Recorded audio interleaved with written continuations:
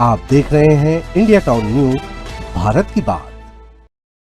नमस्कार, आप देख रहे हैं इंडिया टाउन न्यूज और मैं हूं आपके साथ सुरभि शुक्ला। स्वागत है आपका हमारी खास बुलेटिन खबरें राजनांदगांव में। तो चलिए बुलेटिन शुरू करने से पहले एक नजर डालते हैं आज की हेडलाइंस पर।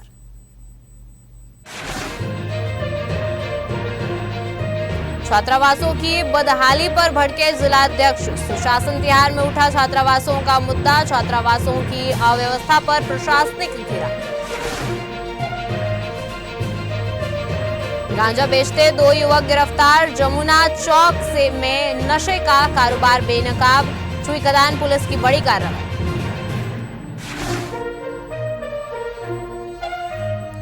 जिला अस्पताल का मुख्य गेट 1 माह से बंद, नाली निर्माण में देरी से बड़ी मरीजों की परेशानी, इमरजेंसी मरीजों को लंबा रास्ता तय करना पड़ रहा है। वार्ड 5 में पानी संकट से बड़ी नाराजगी, विकास के दावे बनाम जमीनी हकीकत, खैरागढ़ वार्ड 5 में सियासी तापमान हुआ high. Know heavy vehicle zone में भारी वाहनों की एंट्री जारी, प्रतिबंध के बावजूद दौड़ रहे भारी वाहन, स्कूल जोन में ट्रकों की बेधड़क आवाजाही। नौतपा के खत्म होने के बाद भी गर्मी ने शहर को अपनी गिरफ्त से नहीं छोड़ा है। हालात ऐसे हैं कि लोग मान रहे थे अब राहत मिलेगी, लेकिन सूरज की तपिश रोज नए रिकॉर्ड तोड़ती नजर आ रही है। सुबह होते ही चिलचिलाती धूप जैसे शहर पर आग बरसा रही हो। आपको बता दें कि दोपहर में सड़कें सूनी पड़ जा रही है और हालात यह है कि लोग घर से निकलते वक्त चेहरे को कपड़े से ढककर, पानी की बोतल साथ लेकर और धूप से बचने की पूरी तैयारी के साथ बाहर निकल रहे हैं। मॉनसून इस बार भी लेट लतीफी दिखा रहा है। आपको बता दें कि जिससे गर्मी और उमस ने लोगों की परेशानी और बढ़ा दी है। नमी और तपिश के इस डबल अटैक से आम जनजीवन प्रभावित है। स्थानीय लोगों का कहना है कि इस बार गर्मी सिर्फ तापमान नहीं बल्कि धैर्य की परीक्षा बन गई है। दिन हो या शाम, गर्म हवाओं का असर कम होने का नाम नहीं ले रहा।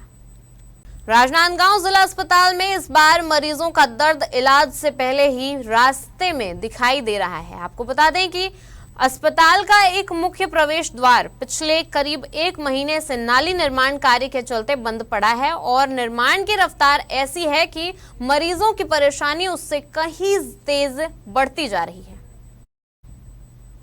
स्थिति यह है कि अस्पताल पहुंचने वाले मरीजों और उनके परिजनों को अब दूसरे गेट से लंबा चक्कर लगाकर अंदर जाना पड़ रहा है। इमरजेंसी मरीजों के लिए यह स्थिति और भी चुनौतीपूर्ण होती जा रही है। आपको बता दें, जहां हर मिनट कीमती होता है, स्थानीय लोगों का कहना है कि एक छोटे से नाली निर्माण कार्य में इतनी देरी समझ से परे है। सवाल यह भी उठ रहा है कि आखिर इस काम की जिम्मेदारी किस विभाग के पास है और बार बार देरी का कारण क्या है। सबसे गंभीर चिंता यह है कि अगर किसी मरीज को तुरंत अस्पताल लाना हो और मुख्य रास्ता ही बंद हो तो ऐसी स्थिति में आपातकालीन सेवाओं की रफ्तार प्रभावित हो सकती है, जो किसी भी समय बड़ा जोखिम बन सकती है। इसी दौरान बीते दिन अस्पताल परिसर में पूर्व मुख्यमंत्री डॉक्टर रमन सिंह के लोकार्पण कार्यक्रम के चलते दूसरे प्रवेश द्वार के सामने पंडाल लगा दिया गया, जिससे वह रास्ता भी आंशिक रूप से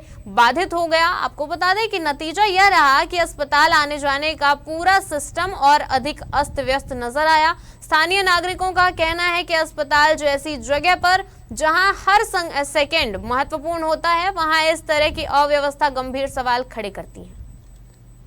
राजनांदगांव की थाना सिटी कोतवाली पुलिस ने चोरी के अनाज को खरीदने वाले 2 लोगों के खिलाफ कार्रवाई की है। आपको बता दें कि पुलिस ने आरोपियों के कब्जे से सोयाबीन, चना और करीब 2,42,500 रुपए नगद समेत कुल 2,43,960 रुपए का माल जब्त किया है।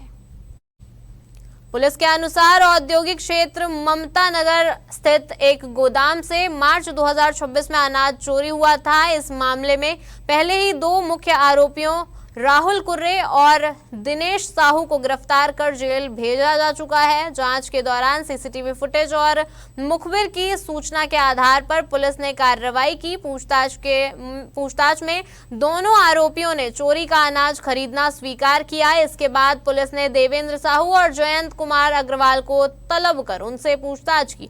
दोनों ने अनाज खरीदने की बात मानी, जिसके बाद उनके पास से अनाज और नकदी जब्त की गई। इस कार्रवाई में थाना प्रभारी उपेंद्र शाह और पुलिस टीम की अहम भूमिका रही।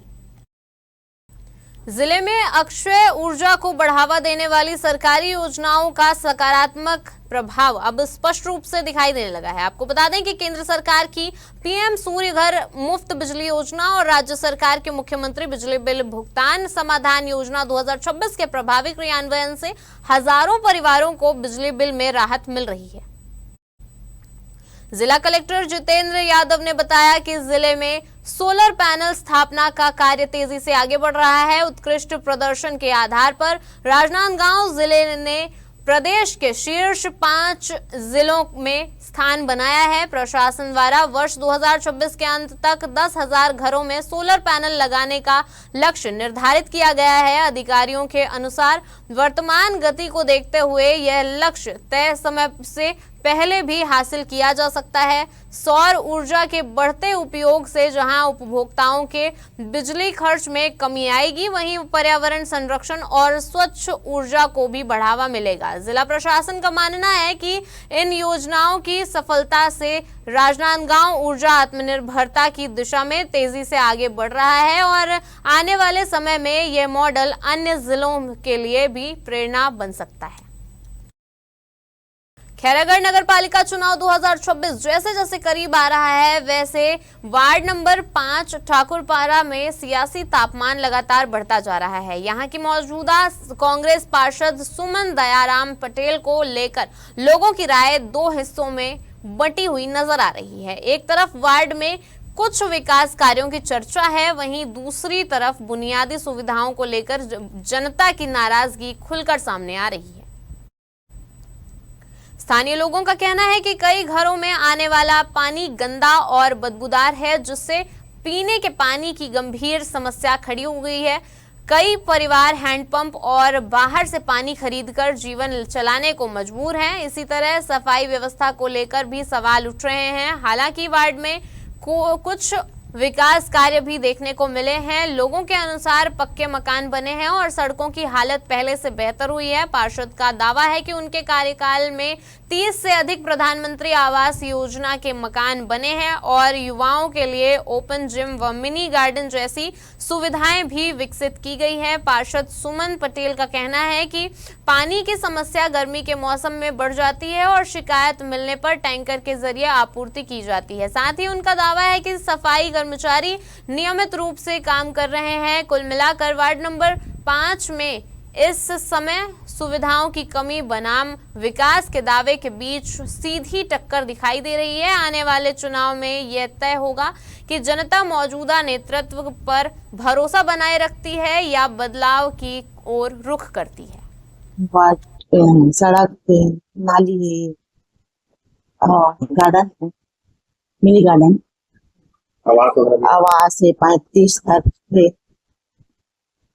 वार्ड वालों का कहना है कि समय समय में जो है नाली और रोड के साफ सफाई नहीं होता है। वार्ड वाले नहीं, इसे तो नहीं है। मतलब भैया मना साफ सफाई वाले 15 दिन के 15 दिन मीट करा थे और जो साफ सफाई वाले दीदी स्वच्छता दीदी आते मतलब भी कलेक्शन करके दे सकते भैया जबकि नाली में डाला थे कचरा ला ओकर वजह से सब कचरा जम जाते तो वो भी करी भैया। पानी की भी समस्या जो अभी थोड़ा पानी की समस्या है भैया। मतलब अभी वहाँ लालपुर से मतलब सप्लाई नहीं हो पाती उनकी वजह से। वक्त हो चुका है एक छोटे से ब्रेक का। बने रहिए इंडिया टाउन न्यूज के साथ। कभी कभी चेहरे का छुपा दर्द दुनिया नहीं देख पाती है। दाग, मुहासे, झाइयाँ सब आपके आत्मविश्वास को कम कर देता है, पर अब नहीं, क्योंकि Rukhsana glow and fair face pack जो दे आपकी स्किन को वो प्यार जो सिर्फ प्रकृति दे सकती है। हर लेयर को साफ करे, हर दाग को करे हल्का और आपकी मुस्कान फिर से लौटाए। Because you deserve to glow naturally. Rukhsana herbal beauty product Amazon, Meesho और फ्लिपकार्ट में भी उपलब्ध। खैरागढ़ जिले में अवैध मादक पदार्थों के खिलाफ चलाए जा रहे अभियान के तहत छुई खदान पुलिस ने गांजा बिक्री के आरोप में 2 युवकों को गिरफ्तार किया है। आपको बता दें कि इस कार्रवाई में एक विधि से संघर्षरत बालक को भी अभिरक्षा में लिया गया है। आपको बता दें कि पुलिस ने आरोपियों के कब्जे से 98 पैकेट गांजा, नकदी और एक स्कूटी सहित कुल 36,350 रुपए का मशरूका जब्त किया है। पुलिस के अनुसार सूचना मिली थी कि कुछ युवक स्कूटी में गांजा रखकर जमुना चौक क्षेत्र में घूम कर इसकी बिक्री कर रहे हैं। सूचना के आधार पर पुलिस टीम ने घेराबंदी कर संदिग्धों को पकड़ा। तलाशी लेने पर उनके पास से 2 पॉलिथीन में रखे 98 पैकेट गांजा बरामद किए गए। गिरफ्तार आरोपियों की पहचान प्रखर कुमार चंद्राकर और वेदांत वैष्णव के रूप में हुई है। आपको बता दें कि दोनों को न्यायालय में पेश किए जाने के बाद उप जेल सलोनी भेज दिया गया। वहीं विधि से संघर्षरत बालक को किशोर न्याय बोर्ड के समक्ष प्रस्तुत किया गया। पुलिस ने बताया कि जिले में नशे के अवैध कारोबार के खिलाफ अभियान आगे भी जारी रहेगा और ऐसे मामलों में सख्त कार्रवाई की जाएगी। खैरागढ़ में ड्राइवरों की समस्याओं के समाधान और उनके हितों की रक्षा के उद्देश्य से जिला ड्राइवर यूनियन संघ का गठन किया गया। इस अवसर पर आयोजित बैठक में उपस्थित ड्राइवर साथियों की सर्वसम्मति से नई कार्यकारिणी का चयन किया गया। नई कार्यकारिणी में सुमित टांडिया को अध्यक्ष, दीपक यादव को उपाध्यक्ष, गोलू मेश्राम को सचिव, जुनैद खान को कोषाध्यक्ष और रामकुमार निषाद को सह सचिव चुना गया। बैठक के दौरान संगठन को मजबूत करने और ड्राइवर समुदाय की समस्याओं को प्रभावी तरीके से उठाने पर विस्तार से चर्चा की गई। नवनिर्वाचित अध्यक्ष सुमित टांडिया ने कहा कि यूनियन ड्राइवरों के अधिकारों और हितों की रक्षा के लिए लगातार कार्य करेगी। नवनिर्वाचित अध्यक्ष ने बताया कि खैरागढ़ में टैक्सी स्टैंड की मांग को लेकर जल्द ही प्रभारी मंत्री से मुलाकात की जाएगी। साथ ही यह भी कहा कि दिन भर कड़ी मेहनत के बावजूद ड्राइवरों की आमदनी और भत्ता काफी कम है, जिसे बढ़ाने की मांग यूनियन प्राथमिकता से उठाएगी। जिला मुख्यालय बनने के बाद पहली बार खैरागढ़ में चुनाव हुआ और लंबे समय से ड्राइवर यूनियन संघ का अध्यक्ष नहीं था।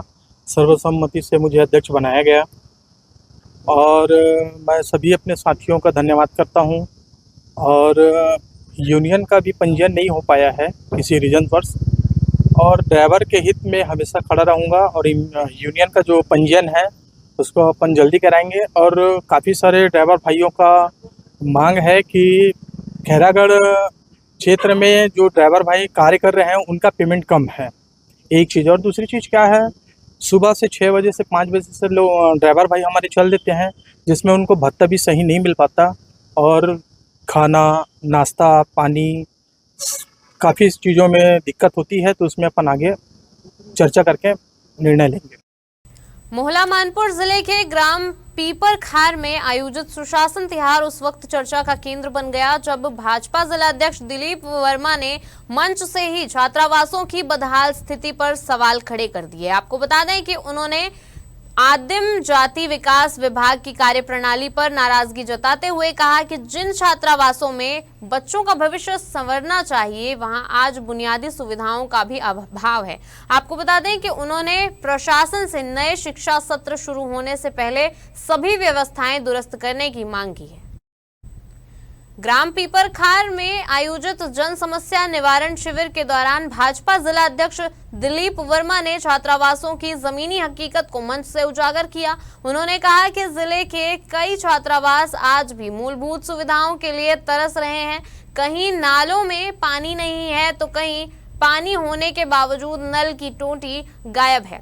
कई स्थानों पर पाइपलाइन खराब पड़ी है और बच्चों को रोजमर्रा की आवश्यक सुविधाएं तक नहीं मिल पा रही है। आपको बता दें कि जिला अध्यक्ष ने बताया कि उन्होंने स्वयं कई छात्रावासों का निरीक्षण किया है और वहां की स्थिति चिंताजनक है। उनका कहना था कि बच्चों के स्वास्थ्य और पढ़ाई पर इसका सीधा असर पड़ रहा है। उन्होंने कलेक्टर से मांग की है कि स्कूल और छात्रावास खुलने से पहले सभी जरूरी व्यवस्थाओं को प्राथमिकता के आधार पर सुधारा जाए ताकि विद्यार्थियों को किसी तरह की परेशानी का सामना न करना पड़े। दरअसल सुशासन तिहार के मंच से उठी छात्रावासों की बदहाली की गूंज अब प्रशासनिक गलियारों तक पहुंच चुकी है। नल में टोटी है तो पानी नहीं है, और पानी आ रहा है तो टोटी नहीं है, पाइप फटा हुआ है, बाल्टी नहीं है, शौच के लिए कोई साधन नहीं है। इतनी खराब स्थिति हॉस्पिटल की है। मैं आपसे निवेदन करूंगा कि आप ट्रैवल एसी को ठीक से उसको टाइट करिए और ये व्यवस्था ठीक कराइए, क्योंकि बच्चे इसीलिए बीमार पड़ रहे हैं कि वहाँ की व्यवस्था पूरी सत्यानाश है, कोई व्यवस्था ठीक नहीं है।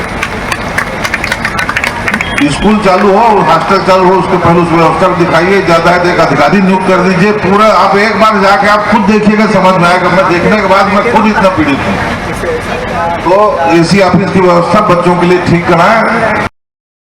राजनांदगांव की थाना सिटी कोतवाली पुलिस ने अवैध शराब बिक्री के खिलाफ बड़ी कार्रवाई करते हुए 2 आरोपियों को गिरफ्तार किया है। दोनों आरोपियों को आबकारी एक्ट के तहत न्यायिक रिमांड पर भेजकर जेल दाखिल किया गया है। यह कार्रवाई पुलिस अधीक्षक अंकिता शर्मा के निर्देशन पर की गई है।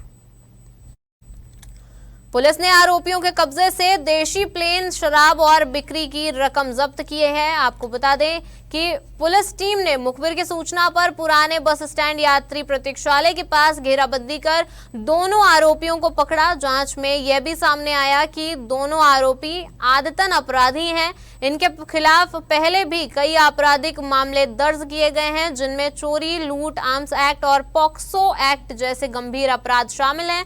इस संबंध में पुलिस ने आम नागरिकों से अपील की है कि बिना पहचान और सत्यापन के बाहरी व्यक्तियों को किराए पर मकान न दें और किसी भी संदिग्ध गतिविधि की सूचना तुरंत पुलिस को दें।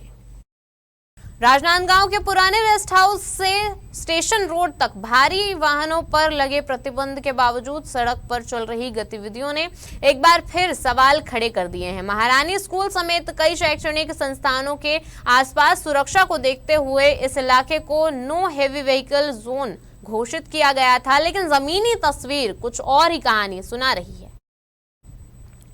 जहां बोर्ड पर साफ लिखा है कि भारी वाहन प्रवेश वर्जित, वहीं दिन के समय और कभी कभी व्यस्त स्कूल समय के आसपास भी लोडिंग अनलोडिंग का सिलसिला जारी रहने की शिकायत सामने आ रही है। स्थानीय लोगों के मुताबिक ट्रक और बड़े वाहनों की आवाजाही न सिर्फ नियमों को चुनौती दे रही है बल्कि बच्चों की सुरक्षा पर भी सवाल खड़े कर रही है। आपको बता दें कि महारानी स्कूल जैसे संवेदनशील इलाके के पास सुबह और छुट्टी के समय ट्रैफिक का दबाव पहले से ही ज्यादा रहता है। ऐसे में भारी वाहनों की एंट्री स्थिति को और जटिल बना देती है। अभिभावकों का कहना है कि कई बार जाम और जोखिम भरी स्थिति बन जाती है, जिससे बच्चों को सड़क पार करने में दिक्कत होती है। सूत्रों के अनुसार यातायात विभाग द्वारा इस क्षेत्र में पहले भी निगरानी और प्रतिबंध लागू किए गए थे, लेकिन मौजूदा हालात में नियमों के पालन को लेकर ढिलाई की बात सामने आ रही है। फिलहाल सबसे बड़ा सवाल यही बना हुआ है कि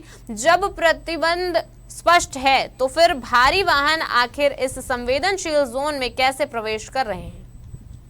हमारी खास बुलेटिन खबरें राजनांदगांव में फिलहाल इतना ही। अब मुझे दीजिए इजाजत और आप देखते रहिए इंडिया टाउन न्यूज, भारत की बात। नमस्कार।